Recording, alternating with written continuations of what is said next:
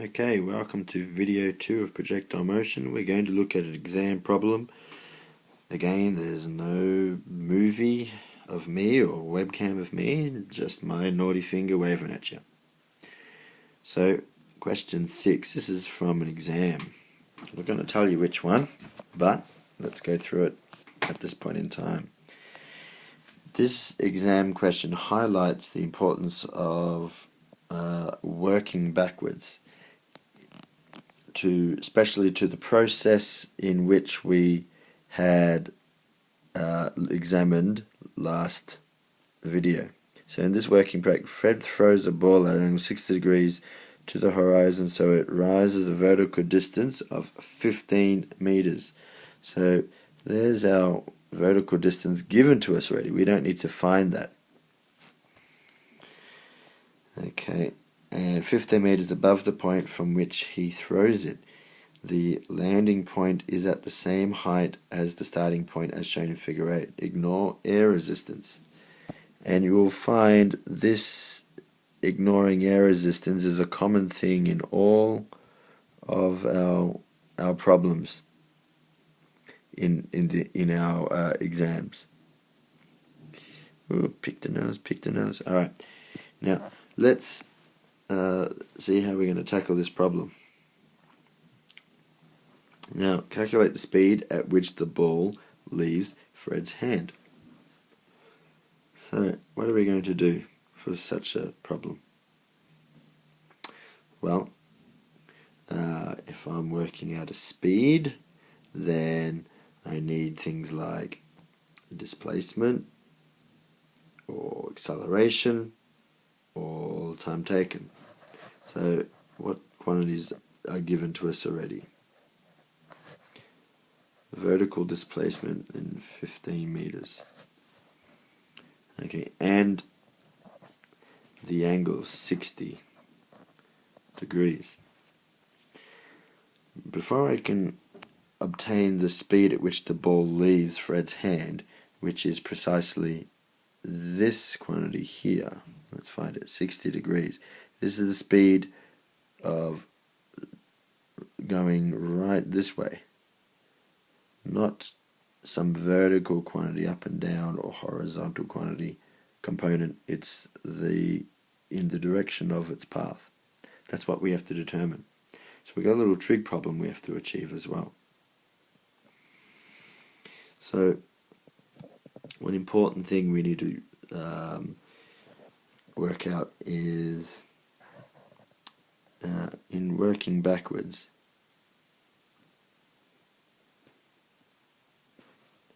we need to break this down.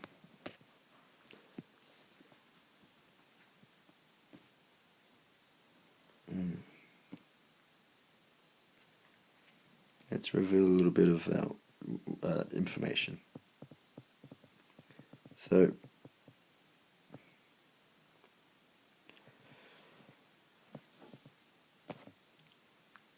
here we have some important things. Okay. Here's our vertical distance. Now, this is our XH vertical distance here, which is we've worked out. That's what it's equivalent to using our equation of motion. And it's got our vertical initial velocity and a time quantity.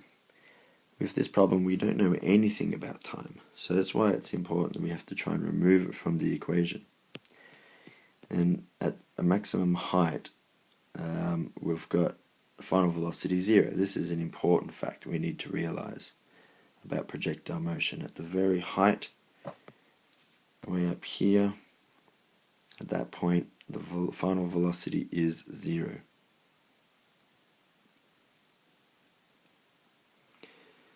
Okay, so from there we're going to end up with 0 equals some initial velocity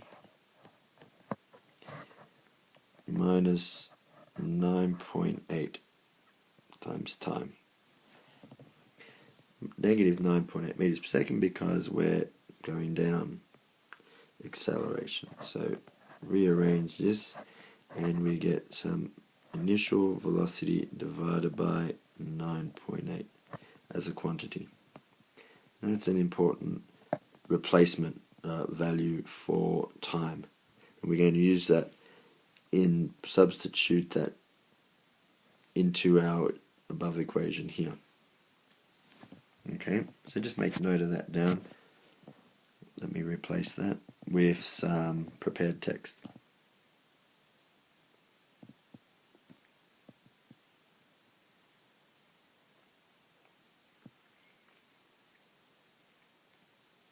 And here we're substituting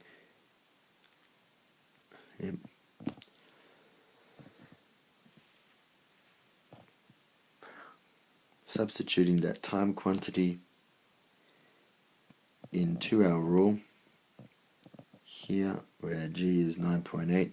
When we substitute that into our vertical displacement rule here, then we can see, well, there's some terms that are going to cancel for us. We've got some factors of g that will cancel, and we end up with this as being the simplest form of the equation. And that's quite a nice equation to work with. From that we can get our initial velocity.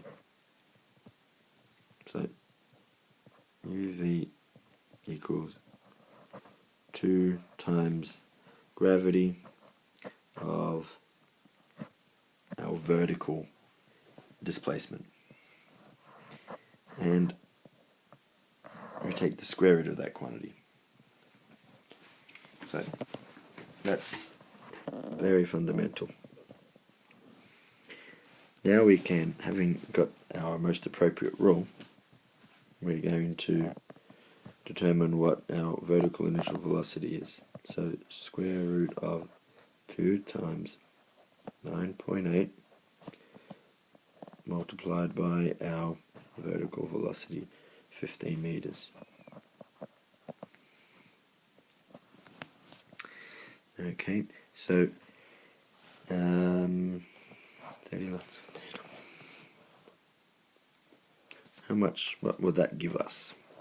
It's about 19.6 times 15. I don't know. I don't have a calculator on me at the moment. But we'll say that's around about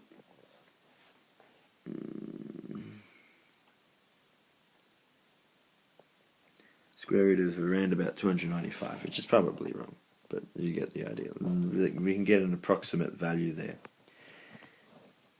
in meters per second. Is this our final result that we're after? Does that give us the speed at which the ball leaves Fred's hand? Not precisely. We've only worked out that vertical component. Okay, initial speed. What we really need to be determining is the hypotenuse of the triangle. This one. So before we proceed, we must finish our calculations with a little right angle triangle problem, where the speed that it leaves the Fred's hand is given by our initial vertical velocity at some angle of 60 degrees. So by working backwards, my hypotenuse can be determined. U equals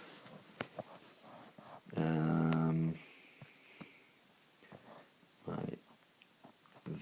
vertical component divided by sine of 60 degrees. And by performing that calculation, then I'm going to get my correct answer. Okay. From there, the last part of the equation calculate the time of flight of the ball. So the time of flight of the ball involves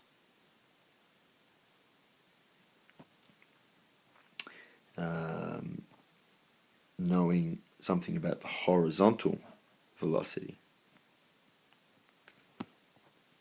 UH. Now, to work that out, we need to draw on our trigonometry again. So let's bring that over to here.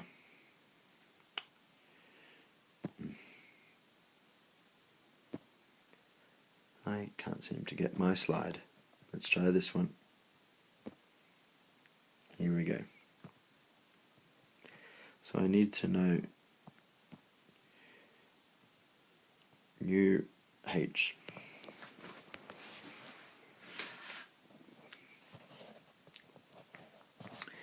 And I can draw on my U from my previous question, and I've got cos of 60. So that is one approach, that where it's going to rely on workings out from the previous question.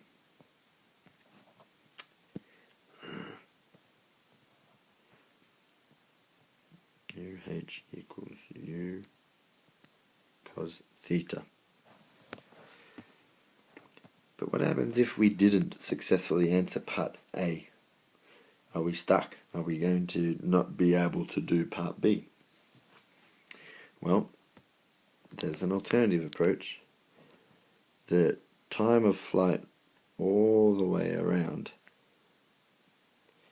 is 2 lots of a half time. Some halfway, but in our journey we've reached a maximum, and this maximum is when the vertical final velocity is equal to 0. Could that be some important fact we could draw on? And then to get the full time of flight, we can double. So if the vertical velocity is 0, then we need our vertical initial velocity, and plus AT, where if that quantity is 0,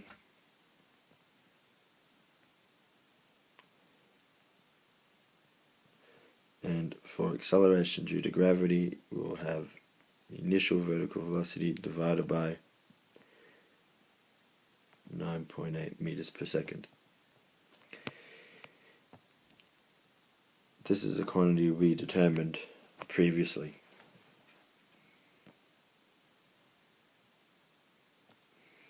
So to get the full time of flight, we need twice this value.